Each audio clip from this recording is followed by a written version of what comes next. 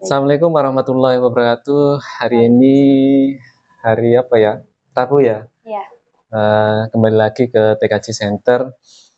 Kita sekarang kedatangan teman-teman dari salah satu universitas swasta di Banyuwangi. Dengan Mbak siapa, Mbak? Baik, perkenalkan nama saya Rizky Ayunintias. Saya dari jurusan Pendidikan Bahasa Inggris di Universitas PGRI Banyuwangi. Universitas PGRI Banyuwangi. Sekarang semester berapa? Sekarang semester 7. 7. Oh, sudah mau lulus berarti ya? Iya, betul sekali. Terus ini ada pertanyaan nih dari teman-teman. Kenapa sih sampean memilih jurusan bahasa Inggris? Kan banyak nih jurusan-jurusan yang lain yang sekiranya yang banyak diminati seorang gitu. Iya. Mungkin kenapa saya memilih jurusan Pendidikan Bahasa Inggris? Yang pertama karena terpaksa dan keinginan orang tua. Oh, keinginan, bukan keinginan sendiri ya? Ya, ada keinginan sendiri tapi 30%. Karena apa? Pentingnya kita berbahasa itu sangat dibutuhkan di Indonesia maupun di mancanegara. Jadi untuk peluang kita dapat pekerjaan itu 90% lah. Oh gitu. Oh begitu ya? Iya. Bisa menentukan juga ya? Bisa. Oh alah, ya itulah kuncinya ya. Mengingat kembalikan Banyuwangi itu yang di-up-kan itu pariwisatanya, jadi bisa kita lihat di sana. Kita juga dapat menjadi tour guide bagi wisatawan asing yang mau main-main berkunjung ke Banyuwangi. Oh begitu, itu tujuannya ya. Luar biasa sekali. Memang bahasa ini bukan hanya untuk kepentingan pribadi memang ya. Ketika ada orang yang membutuhkan, terutama orang yang tidak bisa berbahasa daerah atau bahasa Indonesia, kita bisa membantu. Benar. Terus selanjutnya nih, sampean berbahasa Inggris aktif atau bagaimana? Aktifnya lebih ke pasif sih, 50% lah, tengah-tengah. 50%, berarti penerapan yang di pendidikan di siswa atau peserta didik ya pakai bahasa Inggris, setelah itu diterjemahkan dengan Iya, karena mengingat kembali mayoritas siswa yang ada di Indonesia, khususnya Banyuwangi ini bukan banyak kosakata yang masih belum tahu. Jadi alangkah baiknya kita jelaskan one by one, satu-satu. Satu-satu, oh begitu, betul. Karena memang bahasa itu harus kebiasaan. Iya. Kalau nggak terbiasa maka akan lebih susah penerapannya. Benar. Apalagi setelah menemukan di lapangan, mereka lebih banyak nggak sukanya sama bahasa. Bukan bahasa Inggris saja sih, bahasa Indonesia kadang kita makainya campur dengan bahasa daerah. Iya, gitu. Betul. Memang harus dibiasakan dan memang harus ada kelas khusus bahasa Inggrisnya. Benar-benar. Terus begini, bisa contohin nggak caranya mengutarakan bahasa Inggris itu bagaimana? Mungkin adik-adiknya pengen tahu juga, khususnya di SMK Nurul Taqwa ini. Oke. Kenalin dulu atau bagaimana? Oke. Hello everyone. Let me introduce myself. My name is Rizky Ayunintias. You can call me Kiki. I'm 22 years old. I live in Bayu Village, Songgon District. Songgon? Yes. I'm study at Universitas PGRI Banyuwangi. Wah itu sangat luar biasa. Kalau adik-adiknya yang alamat di Songgon bisa ngobrol bareng atau melancarkan bahasa Inggrisnya, bisa ke rumahnya. Bisa main-main juga. Bayu? Iya Bayu. Saya dekat rumah Bayu, barangkali mau main ke Bayu monggo. Buka lesan nggak di rumah? Dulu pernah buka, tapi karena sekarang lumayan padat kegiatannya kan, jadinya susah. Kondisikan waktunya. Oke. Terus punya rencana nggak setelah lulus nanti bagaimana, atau tetap melanjutkan kuliah S2-nya atau buka les-lesan atau punya planning yang lain? Untuk pribadi gimana? Ya kalau untuk pribadi sih lebih ke melanjutkan S2 ya. Kalau ada rezeki pasti ada. Cuman untuk kedepannya mungkin akan lebih stay ke salah satu sekolah mengajar. Jadi guru. Karena apa? Kalau kita udah sekolah, udah diterapin, sudah dikasih ilmu, sudah punya ilmu tapi nggak kita terapkan ke orang lain, sama aja, nggak ada manfaatnya ya. Betul. Oke, terima kasih. Mungkin itu dari Mbak siapa namanya? Mbak Rizky dari Bayu Songgon. produk Songgon. Produk asli Songgon. Asli Songgon. Kebetulan siswa kita banyak sekali yang dari daerah Songgon. Iya, mayoritas. Mayoritas dari sana. Makanya adik-adiknya kalau pengen belajar silakan ke rumahnya atau kontak personnya minta sendiri. Saya nggak berani minta. Terus selanjutnya gini, pesan sampean lah atau motivasi sampean atau apapun lah yang sampai ingin sampaikan kepada adik-adiknya berkaitan dengan bahasa Inggris, belajar itu bagaimana, universitas itu bagaimana, terserah. Pokoknya adik-adik bisa merespon motivasinya sampai oh ternyata begini, orang kuliah itu begini. Monggo silakan. Ya, sedikit motivasi buat adik-adik semua atau yang nonton, jangan pernah berhenti belajar meskipun kalian ada di mana, itu adalah proses kalian. Karena kalian mau karirnya di atas, mau karirnya di bawah, mau anaknya konglomerat atau enggak, kalian tetap luar biasa. Jadilah diri sendiri. Jika kalian mau melanjutkan kuliah, jangan lupa mantepin hati, jangan sampai pas di tengah-tengah kalian berpikir bahwa kalian salah jurusan. Semangat. Terima kasih, luar biasa sekali motivasinya teman-teman buat adik-adik juga. Apa yang disampaikan memang sangat bagus. Kalau bisa jadi diri sendiri, kita nggak akan pernah mampu menutup mulut semua orang ya. Tapi yang hanya kita mampu untuk menutup telinga kita. Fokus pada pandangan kita ke depan, pandangan kita dan cita-cita ke depan. Betul. Oke, terima kasih Mbak, semoga sukses. Amin. Apa yang dicita-citakan setelah lulus nanti tercapai. Amin. Bisa bermanfaat ilmunya terutama kepada orang tua. Amin. Mungkin itu dari saya. Habis ini kita lanjut ke guru PKN sama calon guru PKN sama guru BK ya. Oke. Termasuk temennya Mbak Serwi juga. Iya, betul sekali. Termasuk temennya. Di sini ada berapa orang sih? Di sini ada 12 orang dan 12. Ada beberapa fakultas. Oke, siap. Terima kasih dari saya. Kita ketemu dengan guru yang lain. Terima kasih Mbak, sehat selalu, sukses. Amin. Assalamualaikum warahmatullahi wabarakatuh. Waalaikumsalam warahmatullahi wabarakatuh. Assalamualaikum. Waalaikumsalam. Gua lagi diskusi nih, ganggu ya. Tadi sudah ngobrol sama teman-teman, satu rekan sampean. Sekarang ini dengan Mbak siapa namanya? Perkenalkan, nama saya Umi Bariro, biasa dipanggil Barir. Kebetulan saya jurusan BK semester 7 di Universitas PGRI Banyuwangi. Nah, gini Mbak. Mbaknya kan jurusan BK nih. Iya, Pak. Apa sih yang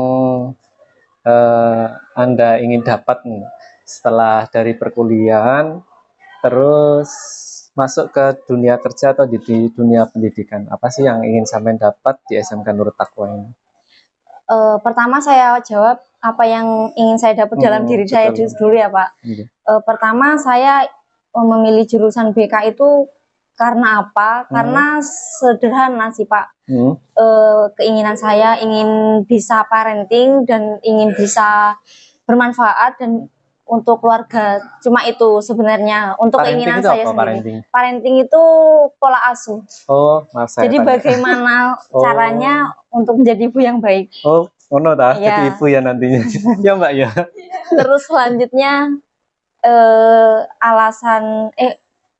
keinginan untuk dari kuliah ke sini saya ingin belajar kan Pak, tujuannya di sini belajar bagaimana saya mendapatkan materi di perkuliahan, nantinya saya diterapkan di SMK Nurul Taqwa ini. Terus gini, jelasnya kan ada di BK itu ada pelayanan yang ingin dilakukan ke anak-anak. Contohnya apa sih pelayanan yang bisa Kalau di BK itu ada beberapa layanan Pak. Yang pertama ada layanan klasikal, layanan bimbingan kelompok, layanan bimbingan pribadi itu juga ada. Satu aja contohnya. Kalau yang klasikal tuh sistemnya kayak gimana? Kalau yang klasikal itu nanti kita seperti kayak di kelas gitu Pak. Jadi maksimal bisa mencapai 50 orang itu bisa. Maksimal? Iya, jadi kita dengan metode ceramah, diskusi atau yang sebagainya dengan metode klasikal tersebut. Jadi bisa di dalam kelas? Iya, bisa. Jadi nggak face to face ya? Enggak.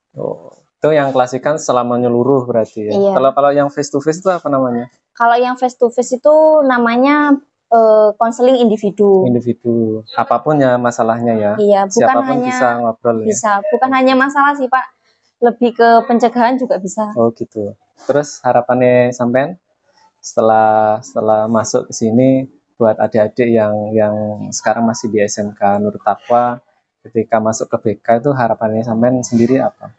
Harapan saya untuk saat ini kan BK saya melihat observasi selama 1 minggu. 1 minggu. Tanggapan murid-murid yang di sini tuh menganggap bahwa BK ini menyeramkan gitu Pak. Iya betul. Sebenarnya ya, betul. Sebenarnya bukan seperti itu. Katanya BK tugasnya marah-marah. Padahal bukan, kita tempat curhat, bisa dibilang teman siswa, bukan polisi siswa. Betul. Jadi harapannya itu ya, biar nyaman mereka ngobrol dengan kita. Harapan saya bisa mengubah mindset anak-anak di sini tentang BK. Gitu. Biar nggak takut lagi. Nggak takut lagi. Contoh pencegahan sekarang.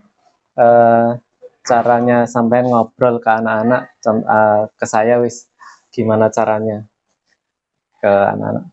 Pencegahan dalam hal apa ini Pak? Apa aja contohnya anak yang ngobrol sama sampean, dia berkelakuan baik lah. Cara pencegahannya agar tidak mereka itu terjerumus dengan contoh narkoba, pergaulan bebas, atau tindak asusila terutama cowok-cowok, terus bullying itu gimana menurut sampean?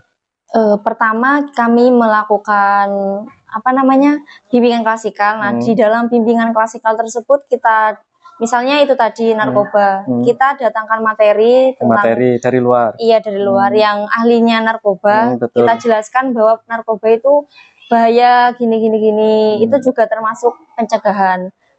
Oh, jadi sampean dari luar kerjasama gitu, nggak ditangani sendiri. Oh, yang memang kalau kita melihat kualitas anak-anak kan berbeda-beda. Harus dari klasikan dipilih nanti ada yang berapa prioritas yang harus ditangani begitu. Berapa yang harus bisa diajak konseling. Oh, gitu. Nah, jadi gini adik-adik yang dimanapun, khususnya di SMK Nurul Taqwa, kalau bisa mindset kita sudah harus berubah, betul nggak? Betul. Kalau kita masuk ke dunia bimbingan konseling, tidak melulu orang yang bermasalah bisa masuk, dan tetapi yang tidak bermasalah pun bisa mengkonsultasikan kondisinya, baik itu tentang pendidikan, keluarga ya, bagaimana langkah selanjutnya atau bekerja atau bagaimana. Nah, mungkin itu pengalaman yang baru saya dapatkan, bahasanya klasikal dan apa lagi tadi? Konseling individu dan lain sebagainya. Mudah-mudahan dengan adanya mereka di sini yang sedang observasi menjadikan kemanfaatan buat adik-adik dan sekolah ya, bisa memberikan gambaran bagus lah buat kita semua. Oke, mungkin dari saya itu, makasih atas waktunya mengganggu. Mudah-mudahan sukses, ilmunya manfaat buat mereka. Jadi jangan kapok, misalkan ada adik-adiknya yang kurang bagus di sini, berarti mereka hanya butuh pengertian dan caperai sama mbak-mbaknya yang cantik. Ya, terima kasih. Mbaknya, terima kasih. Assalamualaikum warahmatullahi wabarakatuh. Waalaikumsalam warahmatullahi wabarakatuh. Habis ini ketemu sama guru PKN ya? Iya. Ya, terima kasih ya Mbak. Iya Pak. Hai Mbak. Hai Pak. Saya dari TKJ Center nih. Kebetulan kami punya podcast. Oh iya. Dengan sengaja saya pengen ngobrol sama sampean. Ini namanya siapa Mbak? Nama saya Ana Puspitasari. Ana Puspita, jurusan PPKN. PKN. Sudah semester berapa? Saat ini sedang semester 7. Oke. Tadi sudah ngobrol sama teman-teman sampean. Yang pertama tadi guru bahasa Inggris 1, yang kedua sama guru BK. Katanya ada 12 ya di sini ya? Iya. Dengan berbagai fakultas. Nah, ini ada yang mau saya tanyakan sih. Secara umum mapelnya PKN ya? Iya. Secara umum mapel PKN itu ngajarkan tentang apa sih ke peserta didik atau siswa khususnya di SMK Nurul Taqwa ini? Secara umum pendidikan kewarganegaraan ini menjelaskan tentang pelajaran hak dan kewajiban warga negara, seperti warga yang membayar pajaknya, kewajiban warga untuk membayar pajak, Dan bagi yang memiliki kekayaan atau bagaimana? Terus haknya warga mendapat pelayanan baik dari pemerintah seperti pembangunan jalan, terus mendapat fasilitas yang baik. Gitu. Terus misalkan pajak kan ada ukurannya ya. Kalau misalkan mereka tidak mampu itu gimana? Pajak atau tetap harus dibayarkan atau enggak menurut sampean? Itu ada laporannya tersendiri. Ada laporan tersendiri. Oh gitu. Jadi masing-masing kekayaan penghasilan sendiri-sendiri ya. Kalau ada penghasilan di atas penghasilan di atas 1 juta semisal, itu beda dengan yang di bawahnya lagi. Oh begitu. Jadi semuanya wajib melaporkan kekayaannya, termasuk bumi dan bangunan. Kendaraan juga, kendaraan. Oh, gitu. Jadi secara umum PKN itu mengajarkan tentang hak dan kewajiban bernegara. Iya. Kalau saya dulu masuk PKN, Mbak. Apa, Pak? Ketika saya dulu di SD atau SMP, namanya PMP, Pendidikan Moral Pancasila. Oh iya, sekarang sudah diganti. Ganti ya. Pendidikan yang dibahas, mereka moralis yang dibahas. Habis itu kita bahas Pancasila yang lebih luas. Jadi sing dibenakno iki berpendidikan mereka yang dibetulkan lagi moralnya dulu, harus bagus. Habis itu baru Pancasila. Nah, pertanyaan selanjutnya nih, Mbak. Cara menerapkan nilai-nilai kewarganegaraan nih terhadap siswa, contohnya kayak kedisiplinan dan lain sebagainya. Menurut jenengan cara menerapkannya gimana untuk tingkat pendidikan? Kalau tadi kan hak kewajiban kalau sudah menjadi masyarakat gitu, yang tadi yang dijelaskan. Menurut jenengan gimana? Untuk menerapkan itu yang pertama kita sebagai sebagai guru atau tenaga pendidik harus menerapkan nilai-nilai Pancasila terlebih dahulu dari kita sendiri. Untuk apa? Tujuannya untuk menanamkan atau mengembangkan pendidikan karakter terhadap peserta didik itu, sehingga mereka memiliki pendidikan karakter yang baik. Akhirnya dia bisa disiplin. Seperti contohnya itu di sini seperti membiasakan untuk sholat berjamaah. Iya, sholat berjamaah. Itu suatu hal yang baik. Berarti masuk ke sila pertama ya. Ketuhanan yang Maha Esa. Jadi mengutamakan mengenal Tuhannya daripada hal-hal yang lain yang kurang bagus. Ya. Gitu. Nah, jadi adik-adik sebetulnya pendidikan kewarganegaraan itu mengajarkan kita kebaikan sebetulnya. Benar ya, Mbak? Benar. Mulai dari yang kita lihat aja sudah, yaitu contohnya Pancasila. Yang pertama kita harus mengenal Tuhan kita dulu, siapa Allah, siapa Tuhan yang Maha Esa itu, dan lain sebagainya, sesuai dengan keyakinan. Nah, kebetulan kita ada di sekolah yang berbasis pondok pesantren. Nah, ada kan sekolah itu yang khusus sekolah saja, SMA negeri misalkan, atau SMK swasta dan tidak ada pondoknya. Nah, kalau kita kan memang benar-benar menerapkan sila pertama tadi, Tuhanan yang Maha Esa.